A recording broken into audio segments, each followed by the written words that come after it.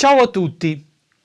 Questo video è dedicato a un brano molto famoso e conosciuto da tutti i musicisti jazz. Si tratta di Blue Bossa, scritta dal trombettista Kenny Dorham e registrata per la prima volta nel 1963 sull'album Page One del sassofonista Joe Henderson. Un disco veramente molto bello che vi consiglio senz'altro di ascoltare. Blue Bossa è un brano piuttosto semplice di 16 misure in tonalità di Do minore con una sola modulazione centrale in Re bemolle maggiore. Per improvvisare su Blue Bossa si possono utilizzare poche semplici scale, vale a dire Do minore, Fa minore e Re bemolle maggiore. Però nello studio che ho scritto ho utilizzato quasi sempre arpeggi a 4 o 5 note con vari avvicinamenti cromatici. Questo studio non ha l'energia e la creatività di una vera improvvisazione, ma contiene diverse idee melodiche che possono essere usate anche durante i vostri assoli, magari cambiando qualche nota e aggiungendo qualche pausa, in modo da rendere l'improvvisazione meno scolastica rispetto a questo che è semplicemente un esempio didattico. All'inizio del secondo e del terzo chorus ho usato, o per essere sinceri, copiato, due frasi provenienti da un libro a mio parere fondamentale per chi studia la chitarra jazz, e cioè Linear Expression di Pat Martino, che tra l'altro registrò una straordinaria versione di Blue Bossa nell'album Exit del 1976. Lo studio è composto da 4 chorus, ognuno suonato rimanendo in una stessa area della tastiera. Si inizia con il primo chorus in terza posizione e poi si sale con il secondo e il terzo chorus fino al quarto, che arriva al 15° tasto. Quindi vengono impiegate varie diteggiature che derivano dagli accordi suonati nelle diverse posizioni.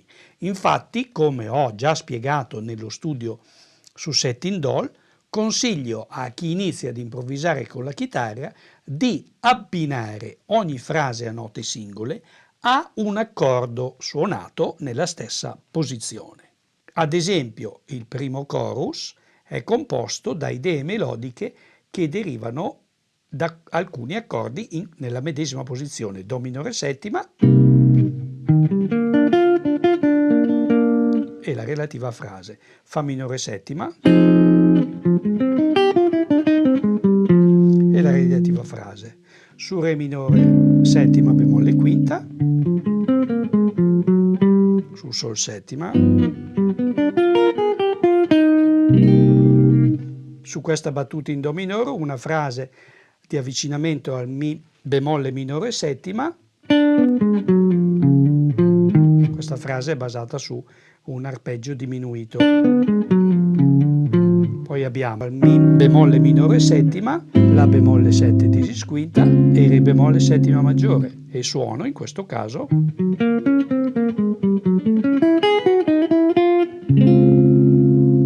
su questo accordo di Re bemolle settima con nona maggiore, suono ancora sul Re semidiminuito, Sol settima,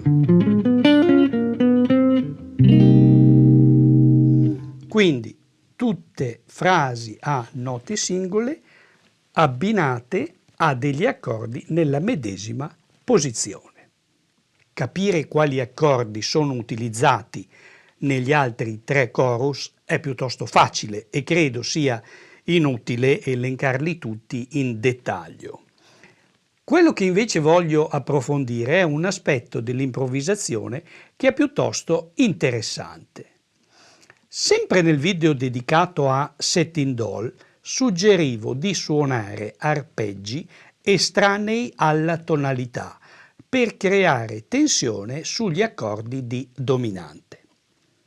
Però gli accordi minori e maggiori non sono dissonanti come quelli di dominante e quindi, secondo me, questo metodo non funziona. Allora, come possiamo ottenere una certa varietà improvvisando sugli accordi minori, maggiori e semidiminuiti? La risposta è semplice, suonando arpeggi costruiti sulle note e sulle estensioni degli accordi. Infatti, per essere precisi, va detto che ogni accordo ha delle estensioni naturali che sono diverse dalle alterazioni. In questo schema si vedono le estensioni degli accordi di Do settima maggiore, Do settima di dominante, Do minore settima e Do minore settima con quinta diminuita, chiamato anche Do semidiminuito. In pratica, suonando le estensioni di un accordo, si introduce una leggera tensione, mentre suonando le alterazioni la dissonanza aumenta. Questa idea di suonare arpeggi costruiti sulle estensioni degli accordi non è una novità e infatti era normale per tutti i musicisti bebop, in primo luogo Dizzy Gillespie e Charlie Parker. Ma per chi inizia a improvvisare, credo che valga la pena esaminarla in dettaglio. Iniziamo dal Do minore settima, il primo accordo di Blue Bossa. Il Do minore settima appartiene a tre tonalità maggiori, Si bemolle, Mi bemolle e La bemolle maggiore. Ma dato che le note La bemolle e Re bemolle non sono estensioni naturali del Do minore, considero il Do minore settima come secondo grado di Si bemolle maggiore. Quindi, come si vede in questo schema, è possibile suonare 5 arpeggi costruiti sulle note e sulle estensioni del Do minore settima. A ben vedere, nello schema manca l'arpeggio di Re minore settima con nona minore, ma secondo me, pur essendo corretto in teoria, non suona molto bene. Questo esempio di 4 misure mostra l'utilizzo di arpeggi costruiti sulla terza minore, quinta e tredicesima di Do minore settima.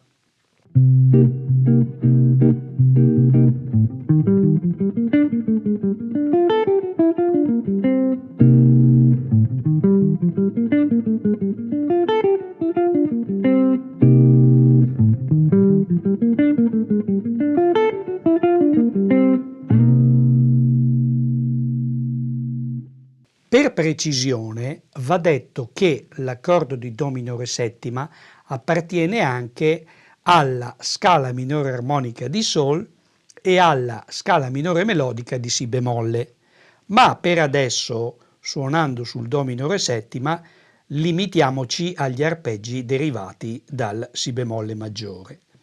Tra l'altro, la scala minore armonica, come vedremo tra poco, sarà utile per suonare sull'accordo di Sol settima. Passiamo al Fa minore settima, che è il secondo accordo di Blue Bossa. Questo schema, simile al precedente, elenca gli arpeggi che è possibile suonare sul Fa minore settima. Ecco un altro esempio pratico, cioè una frase di 4 misure in Fa minore settima, con alcuni arpeggi costruiti sulle note e sulle estensioni dell'accordo.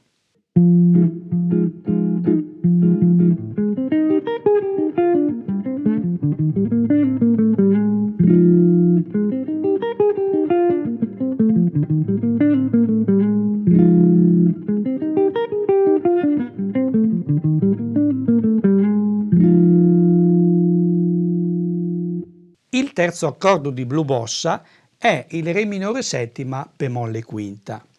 È un accordo simile al Si bemolle nona, che presenta una maggiore dissonanza rispetto al tradizionale accordo minore settima con la quinta giusta. Questo accordo appartiene a varie scale, anzitutto a quella di Mi bemolle maggiore, ma anche a quella di Do minore armonica, Fa e Mi bemolle minore melodica. Per evitare confusione, credo sia meglio non addentrarci in tutte queste scale con i relativi accordi e per improvvisare sul Re semidiminuito consiglio di utilizzare gli stessi arpeggi già visti per il Fa minore settima. Infatti entrambi gli accordi appartengono alla tonalità di Mi bemolle maggiore. Unico suggerimento: le note Mi bemolle e Si bemolle possono essere suonate a vostra discrezione come Mi e Si naturale. Ecco un esempio pratico su 4 misure di Re minore settima bemolle quinta.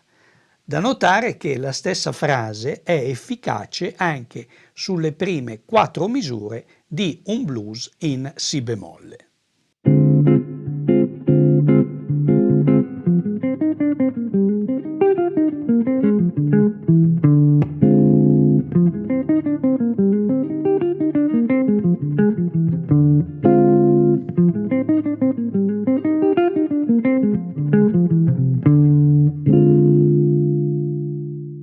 Il quarto accordo di Blue Bossa è il Sol settima, che è contraddistinto da una certa tensione, poi risolta sul Do minore settima.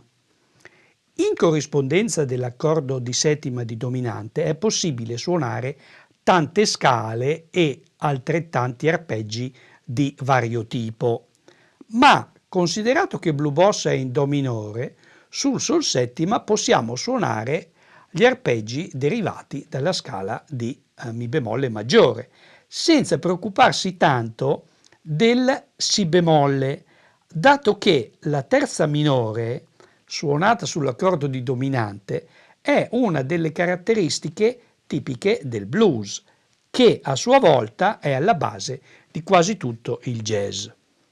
Se però si vogliono suonare idee melodiche un po' meno diatoniche e scontate, possiamo usare gli arpeggi derivati dalla scala minore armonica di Do, che ha il Mi bemolle, il La bemolle e il Si naturale.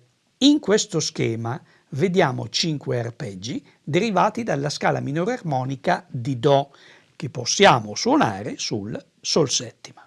Quest'ultima frase è formata da 3 arpeggi diversi suonati sul Sol settima con la risoluzione a Do minore settima.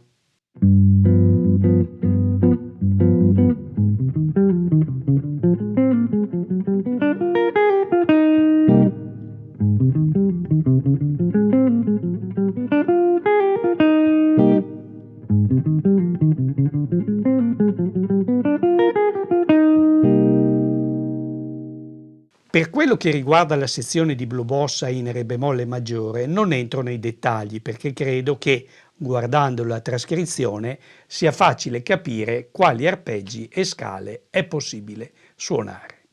Concludo sperando che tutta questa lunga introduzione non vi abbia annoiato troppo e passo allo studio suonato sulla base. Potete scaricare gratuitamente la trascrizione in PDF dal mio sito. Il link è nella descrizione sotto a questo video. Se vi iscrivete al mio canale YouTube, vi ricorderò senz'altro nelle mie preghiere. Grazie mille e alla prossima!